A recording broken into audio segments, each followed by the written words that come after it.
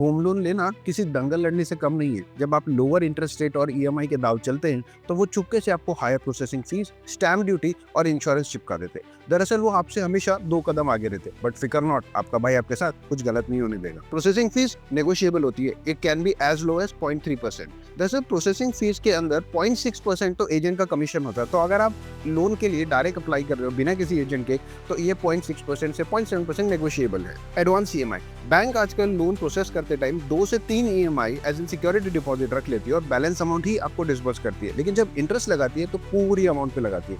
RBI कहता है this is not allowed. अगर आप ऐसे 3 ईएमआई अपने पास रखते हो, तो उस पे आपको इंटरेस्ट देना होगा एट द सेम रेट जिस पे आप होम लोन पे चार्ज कर रहे हैं। लोन देते टाइम बैंक कहता है इंश्योरेंस लेना मैंडेटरी है, और वो 50,000 रुपए का इंश्योरेंस भी आपको 20 साल के हाउसिंग लोन के साथ साथ उसी इंटरेस्ट रेट पे चिपका देता है। यानी आप अगले 20 साल तक ये 50,000 की ईएमआई विद इंटरेस्ट भरते रहोगे। अब देखो, ना तो ये इंश्योरेंस मैंडेटरी है, ना इसका कुछ लॉजिक है। इंश्योरेंस लेना अच्छी बात है कि कल को आपको कुछ हो जाए तो हाउसिंग लोन का बर्डन आपकी फैमिली पे नहीं पड़ेगा और घर फ्री हो जाएगा। लेकिन इस इंश्योरेंस को कोई लॉजिक नहीं है, क्योंकि ये तो सिर्फ लोन अमाउंट को कवर करता है।